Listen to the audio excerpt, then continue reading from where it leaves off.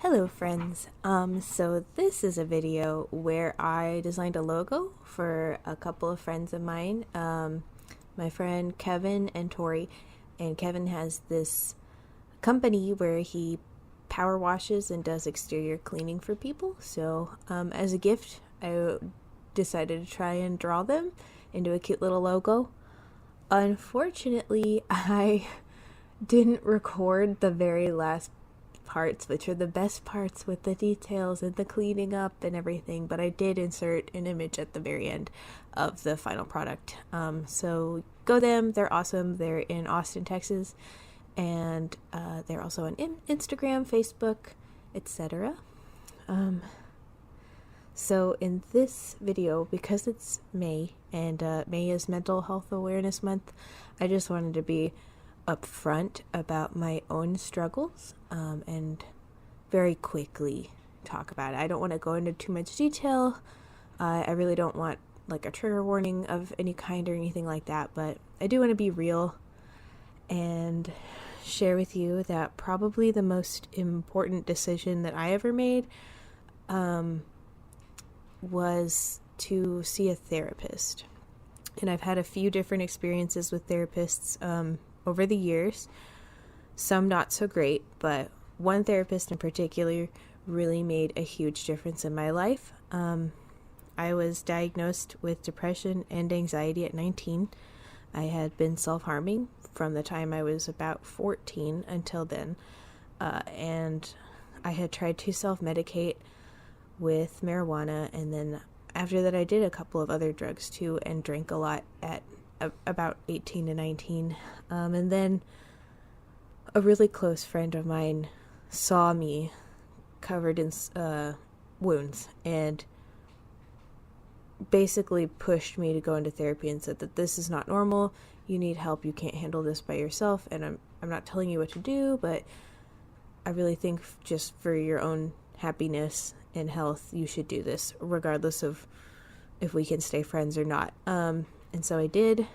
The first round of therapists were through the military, and I feel like they're very performance-based, so I didn't get a lot of counseling. Instead, I filled out a sheet of paper and got diagnosed, and then got medicated on a medication that I probably shouldn't have been on, because it was after I was on that medication I became a different person, and it didn't react well with me, and they upped the dose so much so that I was sick and way worse, to the point of having suicidal thoughts and not being a person who I was proud to be or even happy waking up to see in the mirror.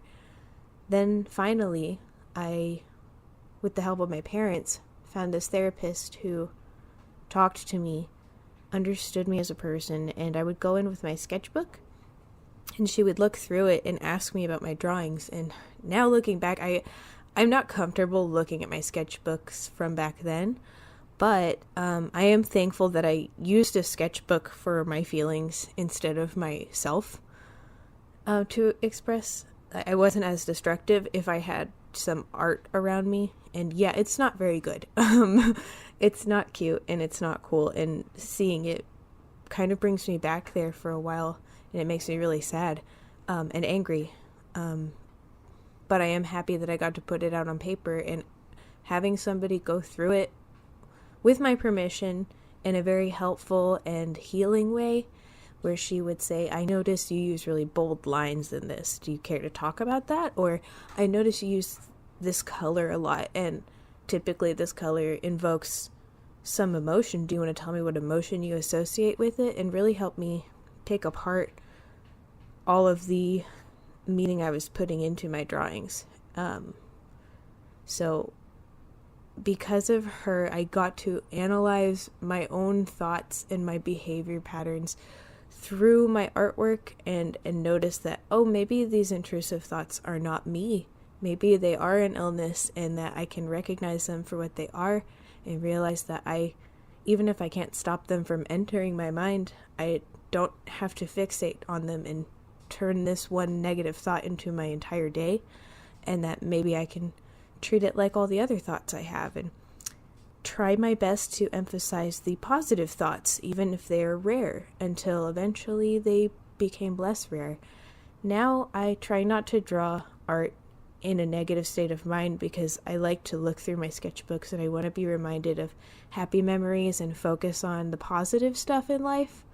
And also, I have a son, and I would like him to be able to look through my sketchbooks years from now and not be worried or stressed out or scared or confused looking at my artwork, but instead be inspired and, I don't know, and think of them fondly. So I have about 20 sketchbooks from my past that maybe I'll get into at some point in the future.